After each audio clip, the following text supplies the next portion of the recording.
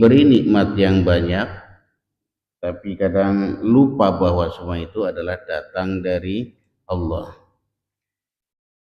Dan mudah-mudahan pada hari ini semua dalam keadaan sehat walafiat nih, para bapak, para ibu.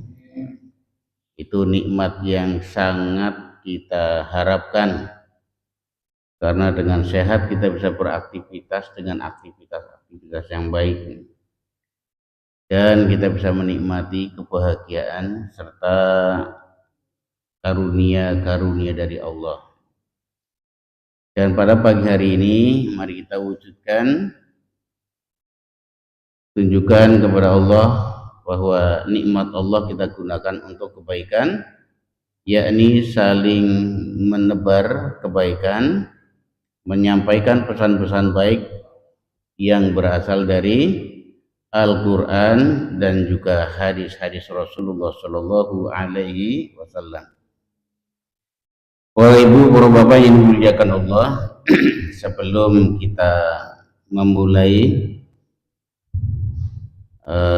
kajian kita pada pagi hari ini, sarang-sarang bareng-bareng kita mau sayyidul istighfar dan juga kalimat dari Allah Subhanahu wa Ta'ala yang sangat penting untuk kita baca, yakni kalimat indal karbi, kalimat zikir yang dibaca oleh para salafus sholih ketika mereka dalam keadaan situasi yang ruwet, situasi yang mumet, kesempitan, berbagai macam ujian dan juga problem kehidupan.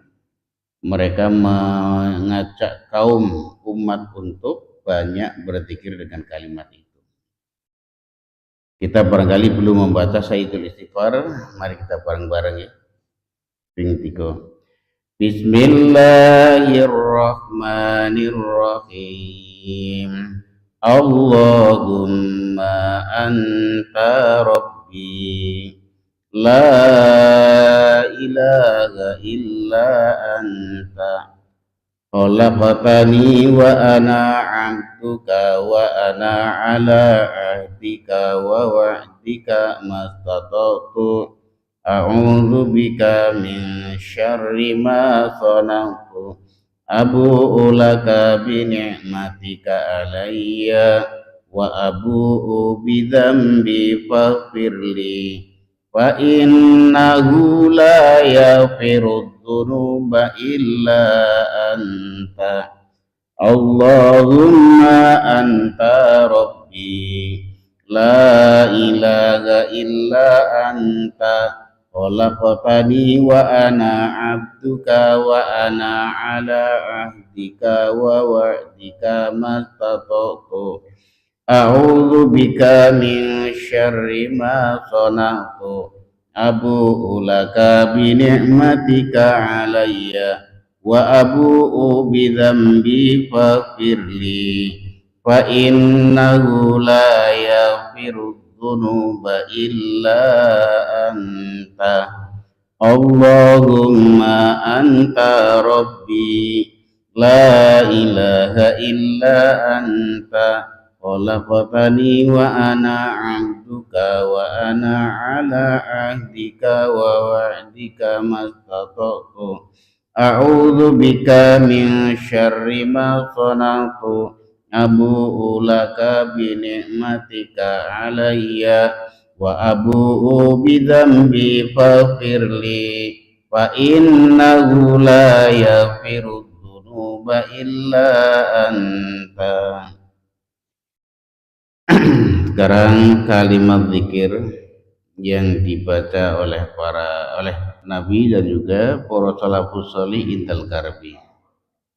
La ilaha illallahul azimul halim, la ilaha illallahu rabbul arsyil azim, la ilaha illallahu rabbus samawati wa rabbul ardi wa rabbul arsyil karim, la ilaha illallahul azimul halim, La ilaha illallah rabbul arsyil azim.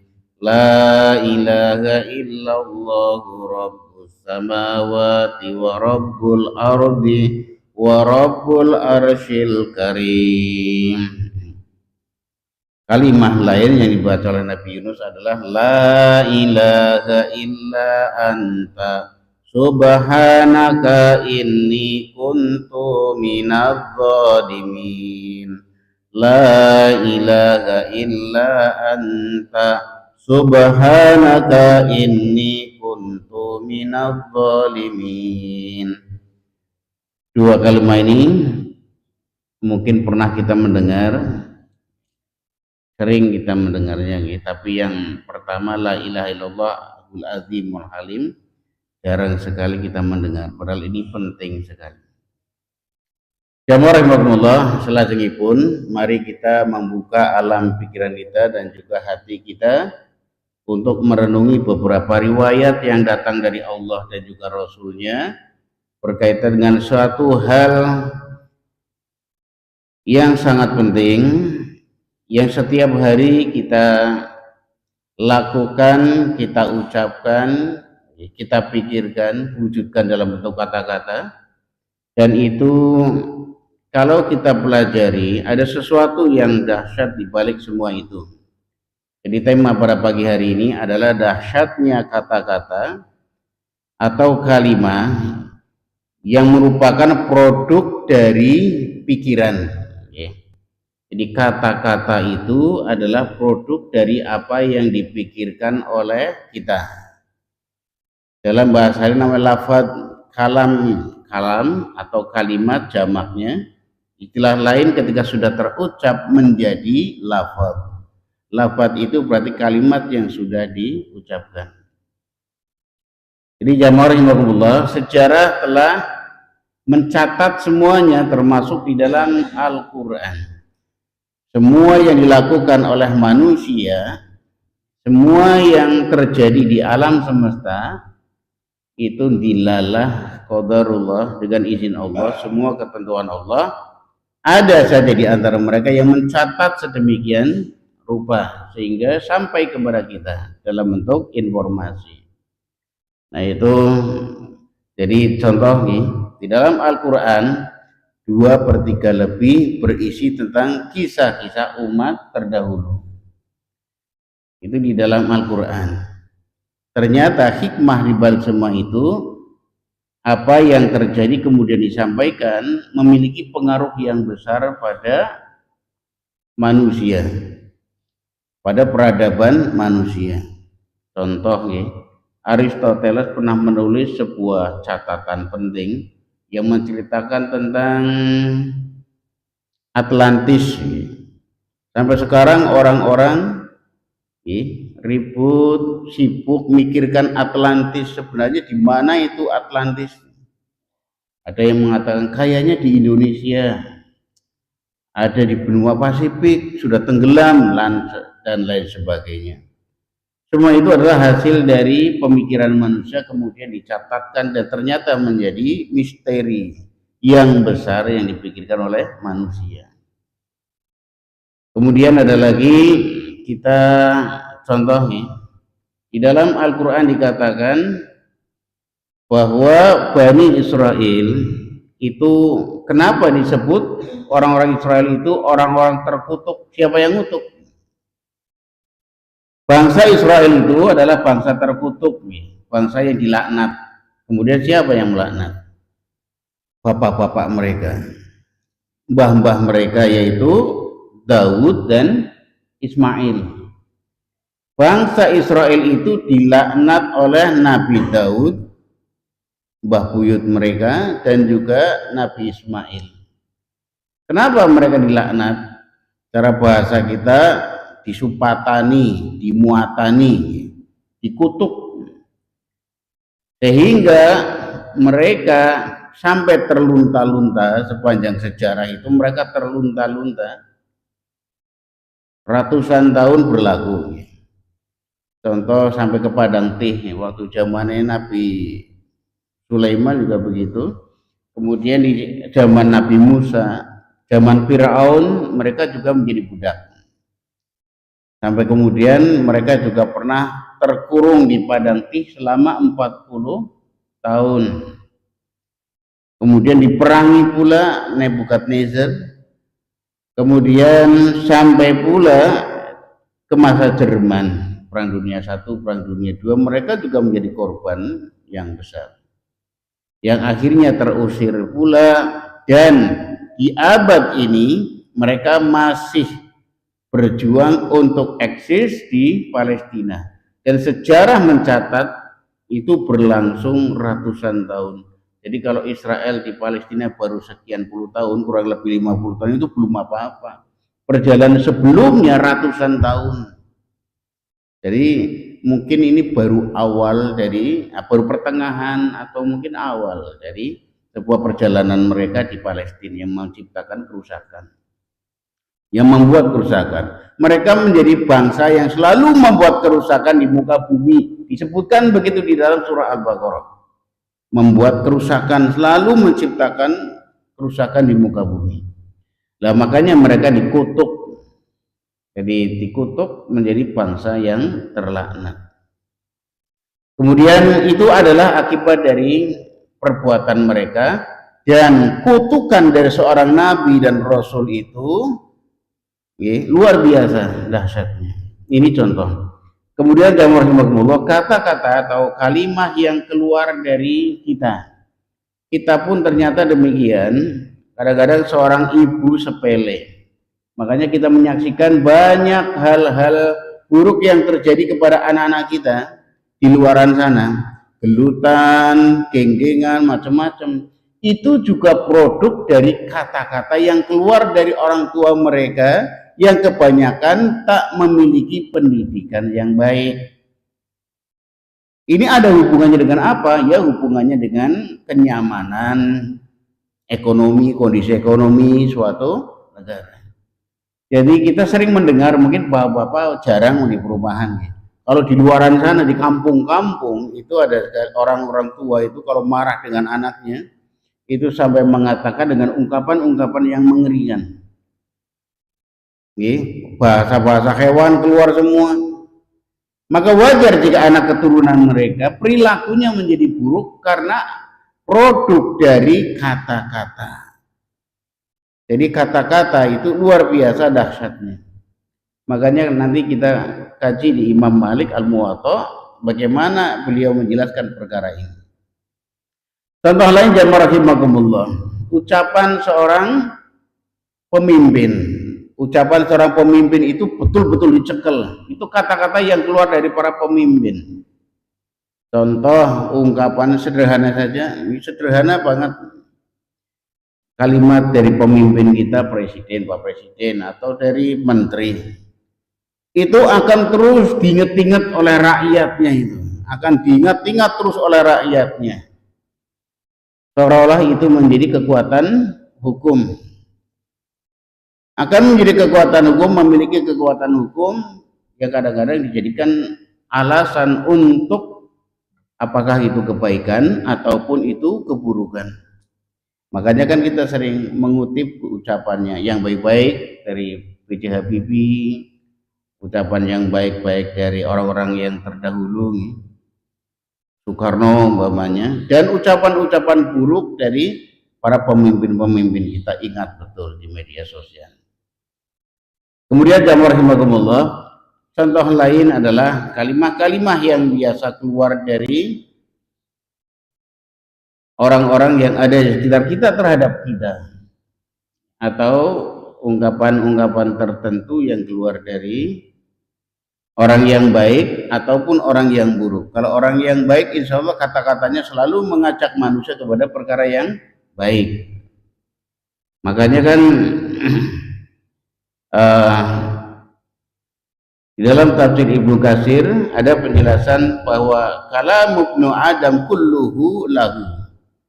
Ucapan setiap hamba itu sejatinya balik maning maring awake dhewe sempurna. Ini bahayanya harus kita jadi pemikiran kita. Kalam Ibnu Adam, setiap kalimat ucapan seorang anak Adam kulluhu alaihi. Semuanya akan kembali kepada dirinya. La lahu ma khala amran bi ma'rufin au nahyan an mungkar au dzakarullahu azza wajal. Artinya tentang perkara sing apik ataupun yang buruk semua akan kembali kepada kita. Makanya usahakan kalimah yang keluar dari kita adalah kalimah yang mencegah manusia dari perkara buruk dan mengajak manusia kepada perkara yang baik. Contoh kalau kita mengatakan teman kita atau orang sekitar kita, orang lain, ente kayak gini, pokoknya kalimat negatif, dan itu sing akan terjadi kembali kepada diri kita. Ente begini, dasar uang begini. Orang yang dikatakan oleh kita itu akan tidak terima, maka kalimah itu akan kembali kepada kita. Ente sesat, ente nyimpang, maka kalimah itu balik kepada kita. Suatu saat kita akan balik. Termasuk yang pada pertemuan yang lalu, tuduhan tentang zina. Ini sangat berhati-hati. Kalau kita menyebarkan, oh dia ini begini, si anu begini, si fulan begini, berzina dengan ini, wah itu sudah menyimpang macam-macam, mencaci maki dan lain sebagainya kepada si fulan di media sosial ataupun di kata batir menceritakannya bahwa seseorang itu telah berzina. Maka kalimat ini sebagaimana tafsir surah Wailul likulli humazatil lumazah, di situ dijelaskan kalam ibnu Adam kulluhu lahu atau alaihi, balik maring awake dhewe. Maka ini kalau kalimat negatif kita ucapkan, balik maring awake dhewe. Kita sendiri, saya pribadi, semua orang pasti telah membuktikan semua itu dan menyesalinya. Inilah dahsyatnya kata-kata. Makanya jamaah rahimakumullah, karena Rasulullah mengatakan kalam ibnu Adam kulluhu alaihi. Jadi saking dahsyatnya perkara ini, maka jamaah rahimakumullah, dalam tema hifdzul lisan, Imam Malik menjelaskan bahwa qala Rasulullah sallallahu alaihi wasallam, meriwayatkan sebuah riwayat dari Rasulullah, innar rajula la yatakallamu bil kalimati min syuhtillahi ma yalqaha laha balan yahwi biha fin nari jahannam. Jadi Rasulullah mengatakan sungguh seseorang yang mengatakan suatu kalimat, tetapi ternyata kalimat itu membuat Allah murka. Jadi kalimat kata-kata yang membuat Allah murka, mayal qolaha balan, tapi ia merasa itu kalimat biasa-biasa saja. Membuat Allah murka, tapi dia merasa itu hal biasa, dia ngomong seperti itu. Contoh, yang mau minum ciu saja. Seperti itu kemarin di Tegal, di demo, ada enggak tahu siapa itu yang pakai sorban, yang mau minum ciu saja. Enggak tahu kalimat selanjutnya itu. Baginya itu adalah kalimat biasa, tetapi membuat Allah murka. Kita pun sering begitu mungkin, kadang-kadang tidak menyadari. Ada kalimat-kalimat yang keluar dari lisan kita, tapi ternyata kalimat itu membuat Allah murka. Ya, kalimat negatif nih, kalimat-kalimatnya macam-macam. Maka jawab rahimakumullah. Nah, kemudian ma yalqahu, sesuatu yang ia anggap biasa. Yahwi biha fi nari jahannam, justru kalimat itu juga akan menjebaknya menuju neraka jahanam. Kalimatnya banyak. Contoh dulu Abu Jahal mengungkapkan kalimat sampai bingung untuk diarahkan kepada Rasulullah, sampai minta bantuan ahli bahasa Walid bin Mughirah. Ucapan sing kayane pas nggo nyebut Muhammad itu apa kira-kira? Mereka bingung, tukang sihir apa ya? Tukang sihir. Karena kita tahu kok Muhammad nggak bisa nyihir. Bagaimana kalau orang gila? Muhammad juga bukan orang gila. Bagaimana kalau apa ya? Nyebutnya bingung mereka. Sampai Abu Jahal mengatakan, wahai Muhammad, aku percaya bahwa engkau adalah Rasul Allah. Tetapi Bani Abdi Manaf nggak bisa menerima begitu saja tentang kenabianmu. Nah itulah sing arane persaingan kekuasaan. Kekuasaan itu memang sulit sekali ditembus. Ya. Jika seseorang sudah apa kekuasaan mania, ya, maka sulit sekali diingatkan. Maka diantara bangsa-bangsa di dunia, ya, yang paling sulit ditaklukkan itu para pemimpin. Contohnya Heraklius. Gena-gena sudah membaca surat Rasulullah, minta pertimbangan kepada para pendeta, dijelaskan sedemikian rupa bahwa dia percaya ini betul-betul Rasul Allah.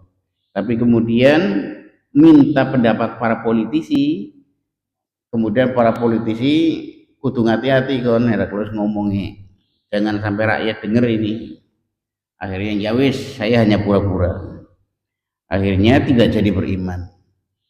Nah, ini sampai-sampai seperti itu. Jadi makanya tentang iman itu antara ya dan tidak. Makanya kan kita sering sekali disuruh wiridan oleh Allah, zikir dengan kata termasuk la ilaha illallahul azimul halim, la ilaha illallah rabbul arsyil azim, la ilaha illallah rabbus samawati wa rabbul arsyil karim. Ini doa yang biasa, wirid yang biasa dibaca Rasulullah. Kemudian para salafus sholih selalu mengingatkan kaumnya ketika lagi musim seperti ini nih, lagi kayak gini di Indonesia, dunia yang mengalami musim yang ekstrim, mereka mengajak kaum membaca wirid ini. Jadi membaca zikir ini, pujian kepada Allah yang Maha Agung. La ilaha illallah Rabbus samawati wa rabbul arsyil azim. Nah, kata-kata kita tentang iman pun demikian. Kenapa diulang-ulang terus kalimat la ilaha illallah Muhammad Rasulullah? Dan kita mengulang-ulang terus membaca Fatihah satu hari di sholat wajib 17 kali. Itu diantaranya adalah mengulang-ulang kata-kata lidah kita dengan kebaikan, itu akan semakin mendekatkan kita kepada Allah. Justru ketika kalimat-kalimat negatif yang keluar dari lisan kita akan semakin jauh dari kebaikan. Makanya kita sering ngobrol, kalau sering ngobrol dengan orang-orang tentang perkara buruk, ya makanya perilaku kita akan menjadi buruk, karena setiap kata-kata akan mendorong diri kita menjadi apa yang kita ucapkan. Karena apa? Kata-kata itu produk dari pemikiran. Kata-kata itu produk dari apa yang dipikirkan oleh manusia. Itu kemudian keluar dalam bentuk kata-kata. Dan setiap hal yang dipikirkan kemudian diucapkan akan mendorong diri kita untuk mewujudkannya. Contoh kalau kita bilang lagi capek, lah males lah ikut kegiatan, maka betul-betul kita akan menjadi malas. Kita akan, kenapa? Instruksi itu diterima otak, dan otak akan memberikan instruksi ke seluruh tubuh untuk mengiyakan apa yang dipikirkan dan diucapkan tadi. Contoh lagi kesel, maka betul-betul kesel. Saya lagi sakit, ya maka betul-betul akan terasa sakit. Orang tua dulu pinter, kalau anak-anaknya kena api, itu dulu saya sering kena api. Kalau dolanan api, dolanan golok, perang, kemudian bilang aja ngomong lara, aja ngomong panas, adem gitu. Ya, adem nemen, seperti itu. Jadi tujuannya adalah itu, jangan sampai otak menerima instruksi itu, kemudian tubuh terpengaruh. Nah, jazakumullah, ini pentingnya kita memahami perkara ini. Maka riwayat berikutnya yang beliau kutip dari hadis Rasul, man waqa syarra Ada beberapa riwayat, man waqa syarrasnain wulijal jannah. Siapapun yang pandai menjaga dua perkara dipastikan masuk surga. Ya ini apa? Ma baina lihyahi wa ma baina rijlaihi. Jadi ada dua perkara yang apabila manusia pandai menjaganya, jaminan masuk surga. Apa? Ma baina lihyahi, apa yang ada di antara dua rahang. Dua rahang itu adalah lidah kita.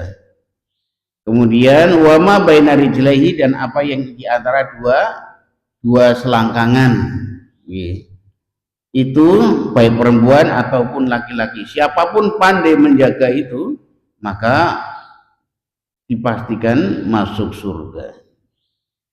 Kemudian Rasulullah juga bersabda, aksarun nasi khotoya, kebanyakan manusia ngelakoni salah, atau aksarun nas khotoyan. Jadi sebagian besar manusia, kesalahan manusia yaumal qiyamah, di akhirat kelak, adalah karena aksaruhum khawdan fil batil. Jadi kebiasaan mereka mengucapkan perkara-perkara batil di dunia. Itu kesalahan terbanyak yang dialami oleh manusia kelak akan ditunjukkan di akhirat, karena ketika mereka di dunia banyak khawdan, ya, aksaruhum khawdan, yang paling banyak ngobrol perkara-perkara buruk, perkara-perkara batil. Ini berbahaya sekali. Makanya jamaah rahimakumullah, ada seorang sahabat yang ketika suatu hari ketika Rasulullah kumpul-kumpul dalam majelis, Rasulullah bilang, "Painweru, orang yang calon penghuni surga." Para sahabat bertanya-tanya, siapa sih ya calon penghuni surga? Kemudian lewat orang yang bawa siwur, orang yang bawa sendal di cangking, nggak pakai baju, kainnya diselendokaken. Ketika ia lewat, itulah calon penghuni surga. Bisa nih, amal apa yang dia miliki sehingga ia menjadi ahli surga? Disebut oleh Rasulullah ahli surga, ternyata orangnya menang. Dia tidak pernah mengungkapkan kata-kata kecuali kebahagiaan. Alhamdulillah. Kalimat-kalimat zikrullah. Ketika dia tidak suka kepada seseorang, dia diem. Karena bahaya kalau ngomong. Makanya kan sebaik-baik manusia di tengah kedengkian itu, mereka yang paling diam. Ketika tidak suka dengan orang, jangan diucapkan. Tidak diucapkan, diem. Dan sehingga dia tidak pernah membenci siapapun. Karena apa? Ketika tidak suka, diem, ditahan lidahnya. Itu calon penghuni surga, disebut oleh Rasulullah sebagai calon penghuni surga. Jamaah rahimakumullah. Kemudian Isa bin Maryam memberikan nasihat kepada murid-muridnya, yakni la tuksirul kalam bi ghairi dzikrillah fataksu qulubakum fa innal qalbal qasi ba'idum minallahi ta'ala. Janganlah kalian terlalu banyak berkata-kata selain zikrullah. Jadi jangan terlalu banyak berkata-kata kecuali zikrullah. Fataksu qulubakum, karena apa? Kata-kata batil yang keluar dari diri manusia, dari lidah manusia, akan menciptakan kekerasan hati. Hati maka menjadi keras. Fa innal qalbal qasi ba'idum minallah. Hati yang keras sulit sekali disentuh, atau dia semakin jauh dari Allah Subhanahu wa ta'ala. Ini karena hati yang keras. Makanya saya masih sampai sekarang masih berusaha. Ada teman saya di Bumayu, kalau saya ke sana mesti ngobrol bareng, selalu dolan medang bareng, ngopi bareng. Setiap ketemu saja, yuk pada sholat, kukur-kukur, disit lah, penburi disit ya. nggak mau sholat, padahal ketemu setiap hari, setiap saya ke sana ke Bumiayu, pasti saya mampir ke rumahnya. Tapi sampai sekarang nggak berhasil menundukkan hati supaya sholat. Diajak padahal yuk sholat yuk. Saya ngimami ikut saja. Nggak mau sholat sampai sekarang. Itu artinya keras. Padahal ia menghalangi apa? Nah inilah jamaah rahimakumullah. Makanya kita harus mengkondisikan hati kita dengan zikrullah. Jadi banyak mengucapkan kalimat-kalimat yang baik itu akan mendorong diri kita untuk semakin dekat kepada Allah. Ini, maka ternyata kata-kata itu luar biasa. Makanya kan kita kalimat yang paling mulia yang kita pahami, yang kita yakini betul-betul kalimat yang paling mulia itu adalah kalimat Gusti Allah. Makanya kan kita mengatakan a'udzu bikalimatillahi tammati min syarri ma khalaq. Perintah baca ini satu, ketika kita masuk ke tempat yang baru kita tidak pernah kita masuki, kita datangi, kita baca a'udzu bikalimatillahi tammati min syarri ma khalaq. Ada juga yang biasanya membacanya sore hari, pagi dan petang hari yang kemudian disebut al-ma'surah. Kalimat ini adalah kalimat yang dibenci oleh syaitan. Syaitan itu kalau dengar kalimat ini alergi. Itu sudah ketetapan, sudah ketentuan dari Allah, karena itu kalimatnya Gusti Allah, Allah yang mengajarkan kalimat ini. Nah, termasuk kalimat-kalimat utama, ya. Kalimat tadi la ilaha illallahul azimul halim, la ilaha illallah rabbul arsyil azim, la ilaha illallah rabbus samawati wal ardi wa rabbul arsyil karim. Kalimat ini seharusnya dalam kondisi seperti ini negara kacau, masyarakat ruwet, musim seperti ini, musibah pirang-pirang, seharusnya umat diajak wirid zikir kalimat itu. Para salafus saleh dulu ngajari seperti itu. Cuma kan kita tidak bisa mengajak umat untuk begitu, untuk mengucapkan kalimat ini. Dulu juga begitu, kalau musim terang, musim panas yang luar biasa, kemudian ada sholat isqa, jaluk hujan, minta hujan kepada Allah. Di Turki kemarin juga terjadi seperti itu, alhamdulillah hujan ya, musim-musim yang lalu. Nah, syaratnya taubat. Tetapi tidak setiap orang mau mengucapkan kalimat-kalimat thayyibah. Tidak setiap orang kenal kalimat thayyibah.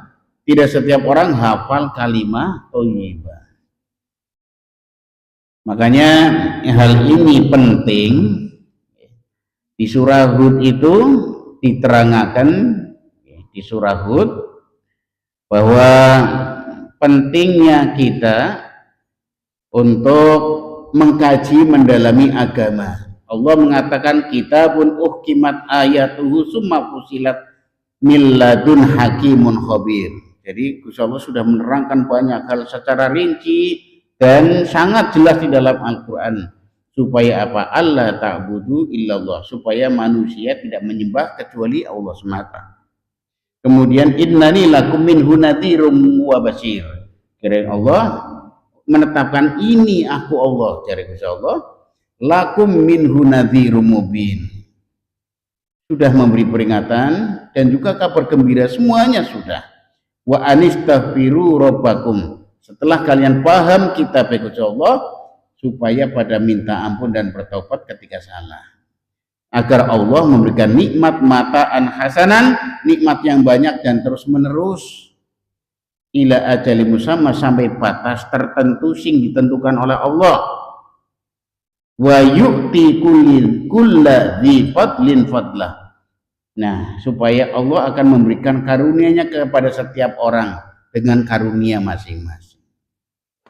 Tapi ya ini namanya, makanya kan kita diwajibkan untuk berdakwah. Kita menyampaikan, menebarkan ilmu, prinsipnya adalah menyebarkan ilmu. Si ngerti, mari kita amalkan. Jamaah rahimakumullah, banyak sekali riwayat-riwayat yang menjelaskan tentang dahsyatnya kata-kata yang apabila diucapkan berdasarkan sumbernya akan mendatangkan kekuatan, baik kekuatan hukum maupun kekuatan yang lain yang orang menyebutnya sebagai kekuatan supranatural. Itu kemudian yang disebut dengan apa? Mantra, kata-kata juga. Mantra juga kata-kata, juga kalimat yang disusun sedemikian rupa. Ada juga kadang-kadang bentuknya macam-macam. Nah, semua itu rahasia dibalik semua itu, ya, maka kita yakini bahwa yang paling agung dan mulia adalah kalimatullah. Zikrullah. Zikrullah itu adalah kata-kata yang berasal dari Tuhan, yang kita membacanya akan mendatangkan ketenangan batin dunia maupun akhirat, keselamatan dunia maupun akhirat. Maka kalimat Gusti Allah ana ning Al-Qur'an, wahyune Gusti Allah ana ning Al-Qur'an ditulisaken. Mulane ketika Rasulullah pertama kali mendapatkan wahyu dikongkon malaikat Jibril, Iqra. Konirukna, Iqra maksudnya kon dilafadzkan, dibaca. Maksudnya kalame Gusti Allah yang berupa tadi informasinya audio dari malaikat, kon diucapkan. Dulu kan belum ditulis nih.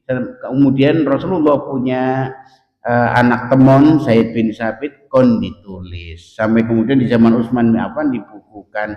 Berarti wujudnya tulisan seperti ini. Ada yang berupa file digital ataupun kertas, tulisan kertas. Maka itu kon dibaca. Dibaca karena itu kalimah yang agung, kalimah yang mulia. Itu sebaik-baik ucapan lidah kita berkata-kata, dan ya wong kita menungsa ya, namanya seperti itu ya. Kita adalah manusia yang diberi lidah setiap hari ketemu berinteraksi sosial, maka berhati-hatilah memproduksi kalimat-kalimat negatif. Jangan sampai produk terlalu banyak kalimat-kalimat negatif. Sing apik-apik. Itu kepinginannya kita nih, mudah-mudahan Allah menjaga kita. Jamaah rahimakumullah, demikian kajian kita pada pagi hari ini. Kaula pendet materi saking Al-Muwatta Imam Malik, kemudian tafsir Qurtubi dan juga Ibnu Katsir. Mudah-mudahan semakin mendekatkan kita kepada Allah dan Rasulnya, karena kita mempelajari wahyu dan juga hadisnya. Dan mudah-mudahan interaksi sosial kita pada pagi hari ini, jalsah kita pada pagi hari ini juga mendorong kita kepada kebaikan-kebaikan yang lebih besar. Berkatan para jamaah yang dimuliakan Allah, wektalipun pun anu ngiwan kegiatan teng Masjid Mujahidin. Demikian, mohon maaf atas salah dan hilaf. Assalamualaikum warahmatullahi wabarakatuh.